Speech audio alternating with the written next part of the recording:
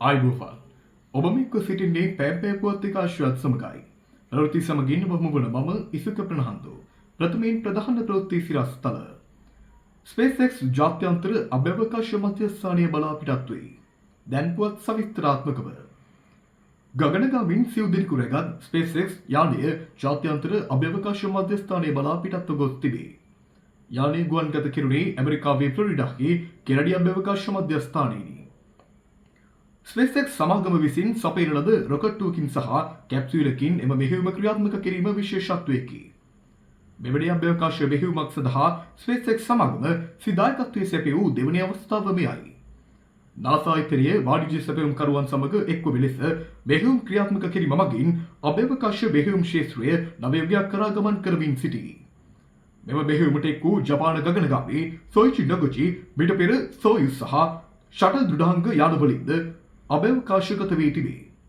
යාන වේගයකට වෙනස් යාන වර්ග 3ක් අභ්‍යවකාශගත කළ ලොව තෙවැනි පුද්ගලයා ලෙස නොගුචි ඉතිහාසගත වන බව විදේශ වාර්තා සඳහන් කරයි.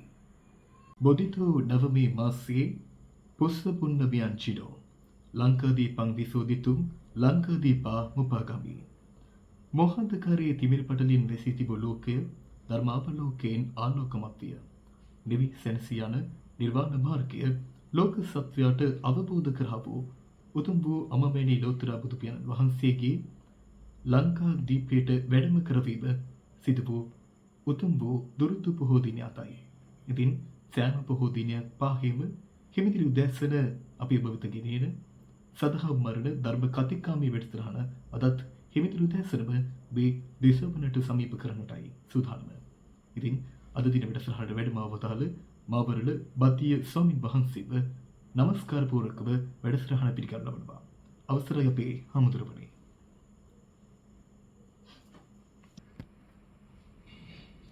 සම්බුද්ධ ශාසනයේ චිරස්ථිතිය උදෙසා අපමණ සේවයක් ඉටු කරන මහා සංඝරත්නය අතර සම්බුද්ධ ශාසනයට නිගරු කරන චීවරධාරීන්ගෙන් බුද්ධ ශාසනය රැක ගැනීම තමයි අද දින ධර්ම කතිකාමී වැඩසටහනට අපි මාතෘකාව ලෙස වාජනය කරගත්තේ.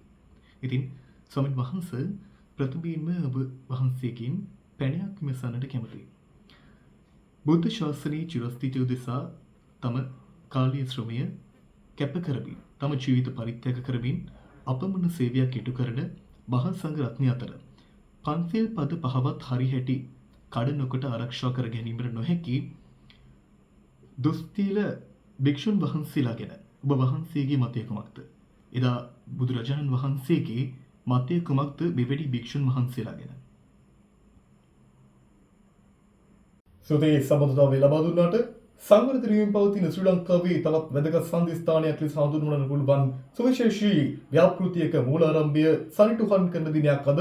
ඉතින් සංචාරක ශ්‍රේෂ්ඨී විප්ලවීය වෙනසක් වගේම විනෝදාස්වාද ශ්‍රේෂ්ඨී විප්ලවීය වෙනසක් ඇති කරන දිනයක් අද දිනය. ඉතින් ලංකාවේ සිහින නගරය දකුණු ආසියාවේ දෙවන්තම හෝටල් සංකීර්ණය විවෘත කිරීමට සමාරම්භ කරන තවත් සුළු මොහොතකින් ආරම්භ කිරීමට සූදානම්. ඉතින් ලංකාවේ ජෝන් කීල්ස් ආයතනයේ අනුග්‍රහයෙන් නිදිවන මෙම හෝටල් සංකීර්ණය ඉතින් ඩොලර් බිලියන 1.3ක විශාල ආයෝජනයකින් තමයි මේ හෝටල් සංකීර්ණය විවෘත වන්නේ.